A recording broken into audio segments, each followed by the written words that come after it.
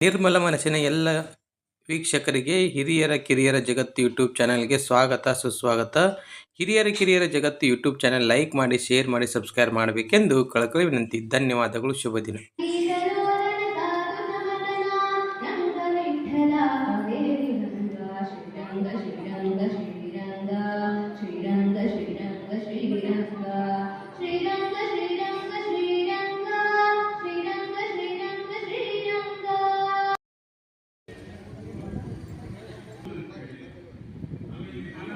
ಕೆಲವು ಸಮಾಜಗಳ ಕುಲದೇವತೆ ಅಲ್ಲ,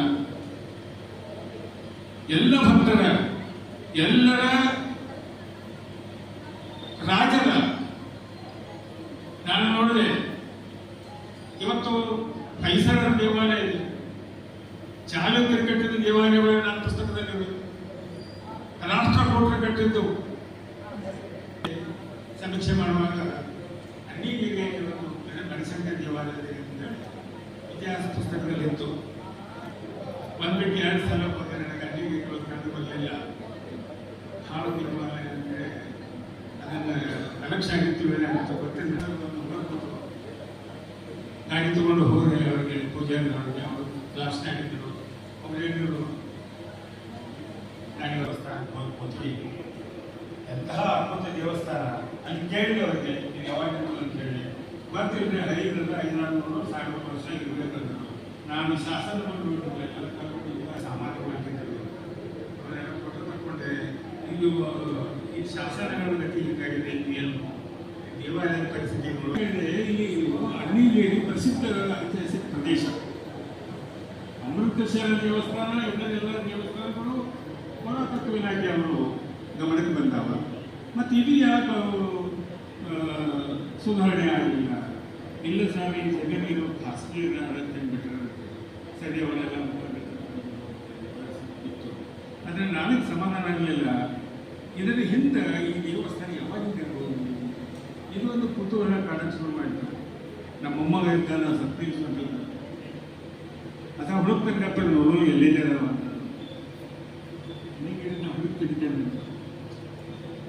ಧಾರವಾಡ ಜಿಲ್ಲಾ ಪುರಾತತ್ವ ಇಲಾಖೆಗೆ ಒಂದು ಬನಶಂಕರಿ ಕ್ಷೇತ್ರ ಗುಡಿ ಅಲ್ಲಿ ಐತಂತ ಅಷ್ಟೇ ಐತಿ, ಹೆಚ್ಚಿನ ಮಾಹಿತಿ ಇಲ್ಲ. ಪುರಾತತ್ವ ಇಲಾಖೆ ಮಾಹಿತಿ ಇಲ್ಲ, ಯಾವ ಯೂನಿವರ್ಸಿಟಿಗಳೂ ದಾಖಲೆ ಇಲ್ಲ. ಅಲ್ಲಿ ಬರೀ ಅಲ್ಲಿಗೆ ಬನಶಂಕರಿ ಗುಡಿ ಇಷ್ಟು ಅವನ ಮೊಮ್ಮಗನ ಅಭಿವೃದ್ಧಿ ನೋಡೋಣ. ಕರ್ನಾಟಕದ ಸಿಗಲಿಲ್ಲ. ಇದು ಉತ್ತರ ಕರ್ನಾಟಕ ಮೊದಲೆಲ್ಲ ಮುಂಬೈ ಇಲಾಖೆ ಒಳಗಿತ್ತು, ಅಲ್ಲಿ ಯೂನಿವರ್ಸಿಟಿ ನೋಡುವಂತ ನಾನು ಹೇಳಿದೆ. ದಕ್ಷಿಣ ಭಾರತದಲ್ಲಿ 9,000 ಶಾಸನಗಳನ್ನು ಇಂಗ್ಲಿಷ್ನಲ್ಲಿ ಬರೆದು ಗ್ರಂಥಗಳಿದ್ರು. ಅದನ್ನು ಮಹಾರಾಷ್ಟ್ರ ವೆಬ್ಸೈಟ್ನಲ್ಲಿ ಹಾಕಿದರು. ಅದನ್ನು ನಾವು ತಂದು ಅನ್ನಿಗಿರಿ ಯಾರು ಕಟ್ಟಿದ್ರು ಬಿಡ್ಬೇಕು ನಮಗಾಯ್ತು. ಈಗೇನು ಪುರಾತತ್ವ ಇಲಾಖೆಯವರು ಜೀರ್ಣೋದ್ಧಾರ ಮಾಡಿ ಕಂಪೌಂಡ್ ಹಾಕಿ ಬೇಲಿ ಹಾಕ್ಯಾರ, ಆ ದೇವಸ್ಥಾನಕ್ಕಿಂತಲೂ 300 ವರ್ಷದ ಹಿಂದೆ 750ರಲ್ಲಿ ಗಂಗರು ಬನಶಂಕರಿ ದೇವಾಲಯವನ್ನು ಕಟ್ಟಿದ ಪುರಾವೆಗಳು ನಮಗೆ ಲಂಡನ್ ಅದು ನೈಸ್ ಬರ್ತದೆ ಗ್ರಂಥದಲ್ಲಿ ಸಿಕ್ತು. ಸರಿ ಅಂತಾರೆ ಮಾತ್ರ ನಾವು ಕೇಳಿದಾಗ ಅನ್ನಿಗಿರಿ ಒಳಗೆ ಅತ್ಯಂತ ಪ್ರಮುಖ ಅಂದ್ರೆ ಅಲ್ಲಿಯ ಭಾಗದ ಅಧ್ಯಕ್ಷ ಕೈಲಿಯಮ್ಮ ಅರಸ ಅಂತೇಳಿ, ಆ ಕೈಲಿಯಮ್ಮ ಅರಸ ಆ ದೇವಾಲಯವನ್ನು ಕಟ್ಟಿದ ಪಣ್ಣು ರಚನೆ ಮಾಡ್ತಾರೆ. ಅದಕ್ಕೆ ಇಂತಹ ಅದ್ಭುತ ಇತಿಹಾಸವನ್ನಂಥ ಶಂಕರ ದೇವಸ್ಥಾನಗಳು. ಅದೇ ಪ್ರಕಾರ ನಮ್ಮ ಚಿಕ್ಕ ಅಲ್ಲಿ ಶಾಸ್ತ್ರಗಳು ಮಾಹಿತಿ ಸಿಕ್ಕಾರೆ, ಪುಸ್ತಕಗಳಲ್ಲಿ ಹಾಕ್ಯಾರೆ.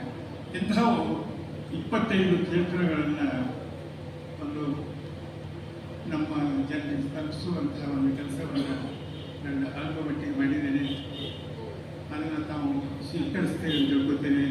ಇದರ ಮುಂದಿನ ಭಾವವಾಗಿ ಮತ್ತೆ ಇನ್ನೂ ಸುಮಾರು ನಿಂತ ದೇವಾಲಯಗಳಿವೆ, ಅದನ್ನು ನಮಗೆ ಪರಿಚಯಿಸುವಂಥ ಕೆಲಸ ಶಕ್ತಿ ದೇವತೆ ನನಗೆ ಆರೋಗ್ಯ ಕೊಟ್ಟರೆ ಅದು ಮಾಡ್ತೀನಿ ಅಂತಕ್ಕಂಥ ಮಾತನ್ನು ಹೇಳಿ, ಏನು ಒಂದು ಬನಶಂಕರಿ ಸನ್ನಿಧಿ ಭಾರತದಲ್ಲಿ ಶಂಕರಿ ಸನ್ನಿಧಿ ಜನರನ್ನ ಇಂಜಿನಿಯರಿಂಗ್ ಮಾತಾಡ್ತಾ ಈ ಥರದೊಂದು ಕೆಲಸ ಮಾಡ್ತಾ ಇದ್ದೀವಿ. ಒಂದಷ್ಟು ದೇವಸ್ಥಾನಗಳು ಬನಶಂಕರಿಯ ಇತಿಹಾಸ ಈ ವಯಸ್ಸನ್ನು ತಿಳ್ಕೊಳ್ಳುವಂಥ ಪ್ರಯತ್ನ ಮಾಡ್ತಾ ಇದ್ದೀವಿ ಅಂತ ಹೇಳಲಾಗಿದೆ.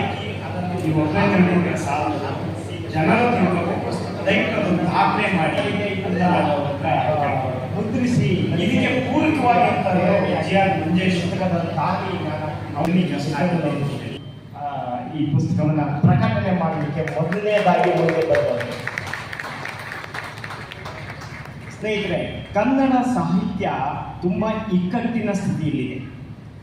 ತುಂಬ ಲೈಬ್ರರಿ ಡಿಪಾರ್ಟ್ಮೆಂಟ್ ಅಂತೂ ನಿಮಗೆ ಕೆಲವರು ಗೊತ್ತಿರಬಹುದು, ಅಲ್ಲಿ ಕುರ್ತಿಗಳು ತಗೊಳ್ತಾ ಇಲ್ಲ, ಮಾಡ್ತಾ ಇಲ್ಲ, ಅದು ತುಂಬ ಕಷ್ಟ ಸ್ಥಿತಿನಲ್ಲಿದೆ. ಹಾಗಾಗಿ ಪ್ರಕಾಶಕರು ಕಷ್ಟದ ಸ್ಥಿತಿನಲ್ಲಿದ್ದಾರೆ. ಪುಸ್ತಕವನ್ನು ಪ್ರಕಟಿಸೋದಕ್ಕೆ ಹಿಂದೆ ಮುಂದೆ ನೋಡುವಂತಹ ಸ್ಟೇಜ್ಗೆ ನಾವು ಪ್ರಕಾಶಕರು ಬಂದಿದ್ದೀವಿ. ಪ್ರಕಾಶಕರ ಸಂಘಟನೆಗಳ ಕಷ್ಟ ಏನು ಅಂತಲೂ ಗೊತ್ತು ನನಗೆ. ಪ್ರಕಾಶಕನಾಗಿ 400 ಚಿಲ್ಲರೆ ಪುಸ್ತಕಗಳನ್ನ ಪ್ರಕಟಿಸಿ ನಾನು ಅದರ ಕಷ್ಟ ಅನುಭವಿಸ್ತಾ ಇದ್ದೀನಿ. ಕೊಂಡು ಓದುವವರ ಸಂಖ್ಯೆಯೂ ಸಹ ಕನ್ನಡದ ಮಟ್ಟಿಗೆ ತುಂಬ ಕಡಿಮೆ ಇದೆ. ಜನರಲ್ ರೀಡರ್ಸ್, ಕೊಂಡು ಓದುವಂತಹ ರೀಡರ್ಸ್ ಇದ್ದಾರಲ್ಲ, ಅವರ ಸಂಖ್ಯೆಯೂ ಕಡಿಮೆ ಇದೆ. ಹಾಗಿರುವಾಗ ತಾನಿಗಳ ಸಂಖ್ಯೆ ಹೆಚ್ಚಬೇಕಾಗುತ್ತೆ. ಸಾಹಿತ್ಯ ಉಳಿಬೇಕಾದ್ರೆ ಕೇವಲ ಓದುಗರು ಮಾತ್ರವಲ್ಲ, ಕೊಂಡು ಓದುವವರು ಮಾತ್ರವಲ್ಲ, ಈ ಥರದವರು ನಮಗೆ ಬೇಕಾಗಿದೆ. ಪ್ರಕಾಶಕ ಅಲ್ಲ, ಇಂಥವ್ರು ಹೆಚ್ಚಬೇಕಾಗಿದೆ. ಹಾಗಾಗಿ ಮತ್ತೊಮ್ಮೆ ನಾನು ಪ್ರೀತಿಯಿಂದ ನಡೆಸ್ತೇನೆ. ಇದೇ ಸಂದರ್ಭದಲ್ಲಿ ನಾನು ಕೆಲವು ವಿಚಾರಗಳನ್ನ ಹೇಳಕ್ಕೆ ಇಷ್ಟಪಡ್ತೀನಿ. ಇಲ್ಲಿ ಸೇರಿದ್ದೀವಿ ಅಂತ ಅಂದ್ಕೊಂಡಿದ್ದೀವಿ. ನಮ್ಮ ನೇಕಾರಿಕೆಯ ಜೊತೆಗೆ ನಮ್ಮ ಜನಾಂಗ ಪ್ರಖ್ಯಾತವಾಗಿದ್ದು ದಾಸಿಮಯ್ಯನವರಿಂದ, ದೇವರ ದಾಸಿಮಯ್ಯನವರಿಂದ ನಮ್ಮ ಸಮೂಹ, ನಮ್ಮ ಸಮುದಾಯ ಜನತೆಗೆ ತಲುಪಿದೆ ನೇಕಾರಿಕೆಯ ಜೊತೆಗೆ. ಆದರೆ ದಾಸಿಮಯ್ಯ ಕೇವಲ ನೇಕಾರಿಕೆ ಆಗಿದ್ರೆ ದೇವರ ದಾಸಿಮಯ್ಯನಾಗಿ ಪ್ರಖ್ಯಾತ ಆಗ್ತಿಲ್ಲ. ಆತ ಒಬ್ಬ ಸಾಹಿತಿ, ವಚನಕಾರ, ಬಸವಣ್ಣನಿಗಿಂತ ಹಿರಿಯ ವಚನಕಾರ, ಆದಿ ವಚನಕಾರ ದಾಸಿಮಯ್ಯನವರು. ದಾಸಿಮಯ್ಯನವರ ಸಂತತಿ ನಮ್ಮ ಸಮಾಜದಲ್ಲಿ, ನಮ್ಮ ಬಳಗದಲ್ಲಿ ಎಷ್ಟಿದೆ ಒಂಚೂರು ಪ್ರಶ್ನೆ ಮಾಡ್ತಾರೆ. ದಾಸಿಮಯ್ಯನವರು ಕಟ್ ಮಾಡಿದ್ರೆ ನೆಕ್ಸ್ಟ್ ಜನರೇಷನ್ ಅಲ್ಲಿ ಎಷ್ಟು ಜನ ಇದೆ? ಇತ್ತೀಚೆಗೆ ನಾನು ಕಂಡಂತೆ ನಮ್ಮ ಕುಲ ಬಾಂಧವರಲ್ಲಿ, ನೇಕಾರರಲ್ಲಿ, ನಮ್ಮ ದೇವಾಂಗದಲ್ಲಿ ಕೆಲವೇ ಬೆರಳೆಣಿಕೆಯಷ್ಟು ಜನ ಮಾತ್ರ ರೈಟರ್ಸ್, ರಚನೆಕಾರರು, ಸಾಹಿತಿಗಳು ಉಳ್ಕೊಂಡಿದ್ದಾರೆ. ಕೆ ಜಿ ನಾಗರಾಜಪ್ಪ ಆಗಿರ್ಬೋದು, ನಾದಾಮಂದ್ರ ಶೆಟ್ಟಿ ಆಗಿರ್ಬೋದು, 88ರ ಹರಿಯದ ಶಂಕರ್ ಭುಜಡಿಯವರು, ಇಂಥ ಹರಿಯದವರು ಹೋದರೆ ನೆಕ್ಸ್ಟ್ ಜನರೇಷನ್ಗೆ ನಮ್ಮ ರೈಟರ್ಸ್ ಎಲ್ಲಿ ಸಾಧ್ಯ, ಎಲ್ಲಿ ಸಿಗ್ತಾರೆ? ಬಸವಣ್ಣನವರ ವಚನಗಳು ಇಡೀ ವಿಶ್ವದಲ್ಲಿ ಪ್ರಚಲಿತವಾಗಿದೆ. ಯಾಕೆಂದರೆ ಅವರಿಗೆ ನೆಕ್ಸ್ಟ್ ಜನರೇಷನ್ ವಚನಗಳನ್ನ ಬಸವಣ್ಣನ ಬಗ್ಗೆ ಅಧ್ಯಯನ ಮಾಡಿ, ಬರೀತಾ, ತಿಳ್ಕೊಳ್ತಾ, ಹಂಚ್ತಾ ಇದ್ದಾರೆ. ಅವರಿಗಿಂತ ಮುಂಚೆ ಬಂದಂತಹ ಆದ್ಯ ವಚನಕಾರ ದೇವರ ದಾಸಿಮಯ್ಯನವರ ಸೀಮಿತ ವಲಯ ಆಗಬಾರ್ದು ಅನ್ನೋದು ನನ್ನ ಭಾವನೆ. ರಣಮಣದಲ್ಲಿ ಸ್ಮರಿಸುತ್ತಾ ಹಿರಿಯರು, ವಯೋವೃದ್ಧರು, ಜ್ಞಾನವೃದ್ಧರೂ ಆಗಿರತಕ್ಕಂತಹ ಶ್ರೀಯುತ ಶಂಕರ್ ಭುಜಡಿ ಸರು ರಚಿಸಿದಂತಹ ಭಾರತದಲ್ಲಿ ಶಂಕರಿ ಸನ್ನಿಧಿ ಗ್ರಂಥದ ಲೋಕಾರ್ಪಣೆ ಸಂದರ್ಭದಲ್ಲಿ ವೇದಿಕೆಯನ್ನು ಅಲಂಕರಿಸಿರುವ ಎಲ್ಲ ಗೌರವಾನ್ವಿತ ಹಿರಿಯರೇ, ಜಿಜ್ಞಾಸುಗಳೇ, ಜ್ಞಾನವಂತರೇ, ಎಲ್ಲ ಸಾಹಿತ್ಯ ಅಭಿಮಾನಿಗಳೇ, ಈ ಕಾರ್ಯಕ್ರಮದಲ್ಲಿ ಪಾಲ್ಗೊಂಡಿರತಕ್ಕಂತಹ ಶ್ರೀ ಶಂಕರಿಯ ಸರ್ವ ಭಕ್ತರೇ, ಸಾಹಿತ್ಯಾಸಕ್ತರೇ, ಅಭಿಮಾನಿಗಳೇ, ಬಹುಶಃ ನಮಗೆ ಬನಶಂಕರಿ ಅಂದ ತಕ್ಷಣ ನಮ್ಮ ಕಣ್ಣಿಗೆ ಬರೋದು ಏನು ಅಂದರೆ ನಮ್ಮ ಊರಿನಲ್ಲಿರ್ತಕ್ಕಂತಹ ಒಂದು ದೇವಸ್ಥಾನ ಅಥವಾ ಕಲ್ಪನೆಗೆ ಮತ್ತು ನಮ್ಮ ಜ್ಞಾನಕ್ಕೆ ನಿಲುಕುವಂತಹ ದೇವಸ್ಥಾನಗಳನ್ನು ಅವೆರಡೆ. ಆದರೆ ಇವುಗಳನ್ನು ಮೀರಿಯೂ ಸಹಿತ ಭಾರತದಾದ್ಯಂತ ಸುಮಾರು